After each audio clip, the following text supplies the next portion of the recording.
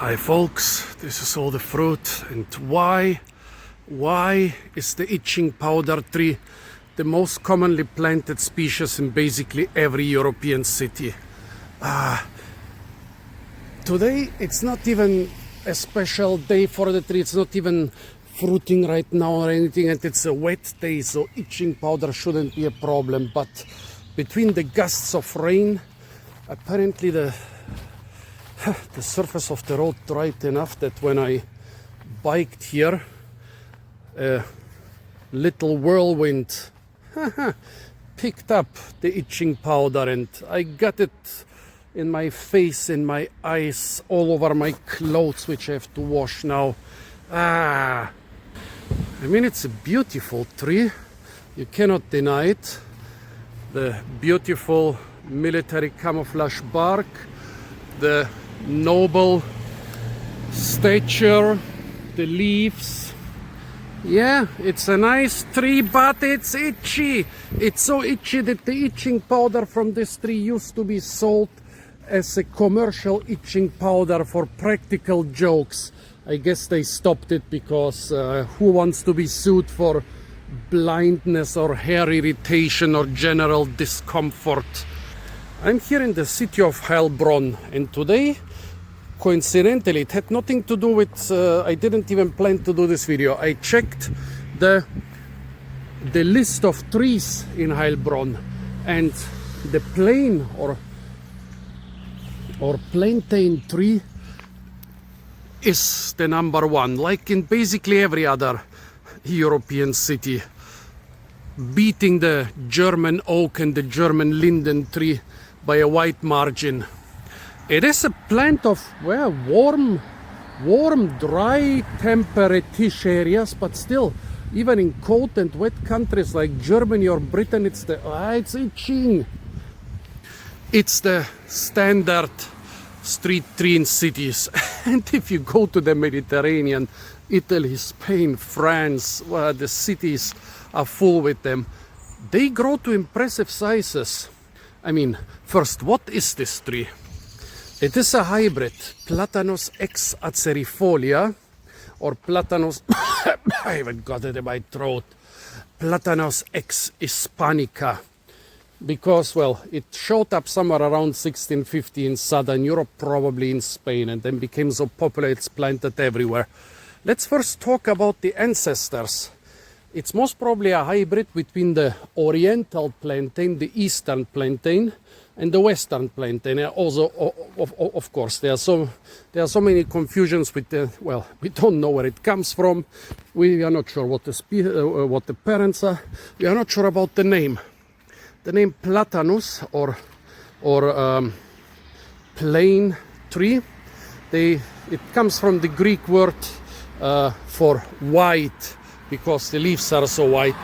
By the way, there was a philosopher called Plato. He was coincidentally also a strong man, and Plato was basically his street name. It basically meant the white one.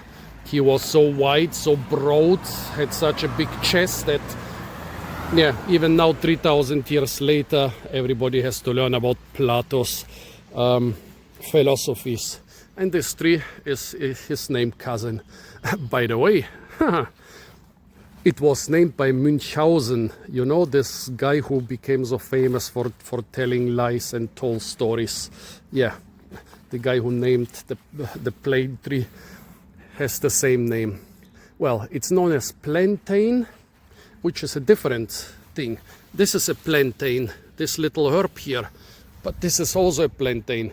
It's also known as sycamore, for example, in Arizona. However, sycamore is also a species of fig, so very confusing. So most probably the parents of this thing are the oriental and the occidental plane tree, the eastern and the western one. They are really impressive trees. Like, there are reports from the southwestern US where it grows in riparian habitats in deserts and semi-deserts, that the first settlers used them as houses before they could build houses. And I've seen people in Bulgaria, in areas where the oriental plantain grows, use them, yeah, as sheds, as little houses, as little barbecue pavilions. Those trees can be gigantic. The biggest ones, well, the widest ones I saw was over 5 meters thick. That's what, 15 feet thick, or with a circumference of about almost 50 feet. Then I've seen trees, those are the normal ones, which are planted probably when this neighborhood was built in the 70s, so they're probably about my age, around 50 years. But you can see old trees which can be, sometimes they can be like 20 meters thick and 30, 40 meters tall. Some of the tallest trees only rivaled by cottonwoods and by very ancient oaks around here. Or they can get super thick, many meters thick. Some say they are still plane trees in Greece, for example, which actually saw the old philosophers from, well, so were there when the old philosopher, it's itchy, when the old philosophers from Plato's time were around. So very impressive trees, both the parents, the eastern and the western plane tree, and this hybrid. And there are, I don't know how many millions throughout Europe. I think in Heilbronn alone, which is a small city with like 100,000 people, there are over 6,000 of those trees along the streets. So imagine how many millions or tens of millions they are. In all of Europe. It produces timber of quite large dimensions, but I haven't seen it grown specifically as a timber tree. I've seen the timber being used for firewood, for furniture, for stuff like that, but it never came from dedicated plantations. Yeah, sometimes it came from ancient natural stands which were destroyed. Trees where you can lie down on the stump because it's over 2 meters thick. The tree has been used for medicinal purposes in older times, but by now all its supposed effects have been disproven, I guess. Like the fruits were dissolved in wine and used against snake and scorpion bites. Nice, so I've been bitten by a snake, and then in addition to that I get to drink a lot of itching powder. Nice. The bark has been used against toothache. Interesting, how did they come up with this? And now, get this, the leaves were used for eye problems. I don't get it, man. So they had itchy eyes or whatever, already had some eye problems, and then they would put this itching powder into their eyes. Give me a break. Yeah. I think the no-no Germans, the Mastersmen, they didn't like them because they saw them as un-German. So there are not so many ancient plane trees left in Germany. The ones that are left are really impressive. But yeah, after that, millions were planted in Germany. And city planners like them because they are good for the city climate. They grow in riparian areas in semi-desert or Mediterranean climates or desert climates. So they can stand being flooded for months. They also can stand being super dry for months while the water is somewhere underground. That, of course, makes them really fit for the city climate. That's why city planners like them. They are being planted everywhere. A young tree, 6 to 7 meters tall, costs often tens of thousands of euros or dollars. Gardeners hate them, and for some reason normal people usually don't come so much in contact with the itching powder, which I'm very surprised, or maybe they do it and don't realize what it is. But when I was doing gardening, I came in contact with it twice. The first time was, I was talking with the boss of the gardening team, and the guy was blowing the leaves towards us. And it was a dry day in early spring, so he blew up a lot of the dust, mostly from those fruits. Yeah, those are the old fruits from last year. And we got so itchy. And the second time was, I already knew that the fruits are a problem. I was cutting the thin branches of some young trees, and I got in contact with the itching powder that's covering the leaves. You see this innocent looking whitish grayish powder covering the leaves, covering the petiole. There is even more on the lower side. It's also sometimes covering a bit of the young branches, but most of it is on the leaves. Oh, I got so itchy after working this job. Later, when I was cutting this type of tree, I would always wear protective equipment. Yeah, ignored. The problems are ignored by the general public. It's loved by, here by the way, one single seed with a couple hairs on it. They are loved by the city planners because basically they are plant and forget trees. Okay, you have to water them for some time. And hated by gardeners because of the itchiness. Yeah, in cities, well, the environment is often not perfect, just like in semi-desert and desert areas is often not perfect. So this tree likes to make big caves, big hollow spaces inside the trees.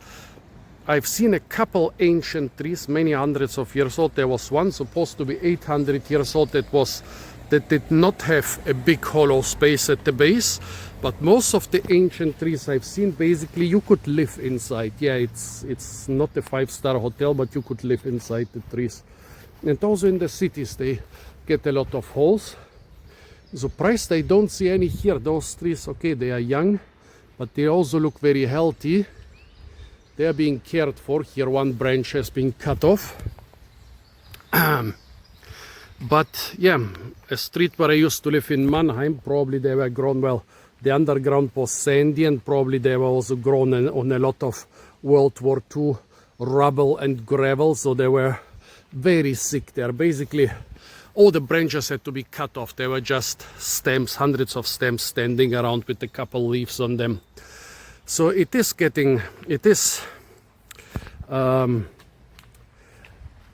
well adapted to city climate, but not perfectly adapted. Also, I wouldn't say that I like its effect on the wildlife, but some people say, no, the effect on the wildlife is very positive. 2 beetles seem to like it a lot.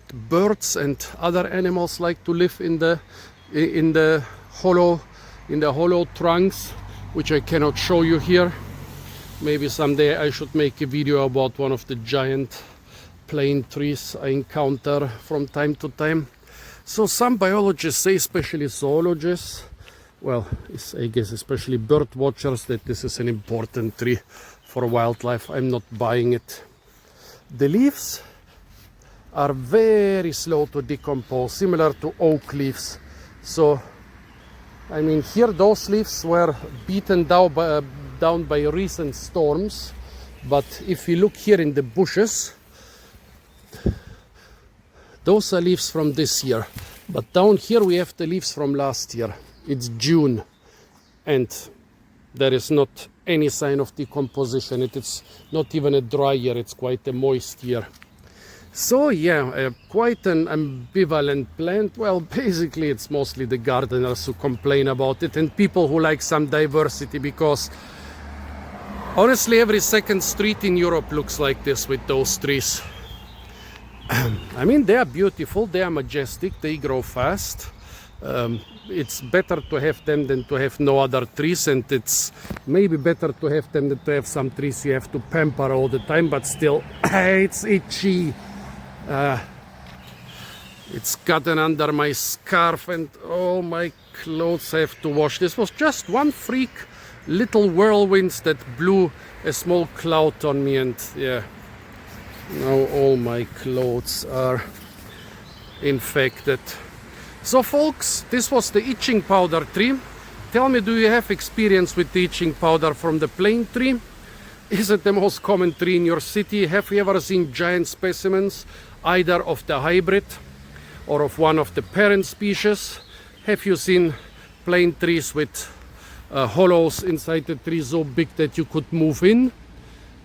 Tell me your experience with those. Apart from that, stay tuned for a lot more fruit videos from the beautiful and incredibly itchy city of Heilbronn. Well, this could have happened to me in any European city, so it's not the fault of this city. And of course, don't forget to like, share, comment and subscribe.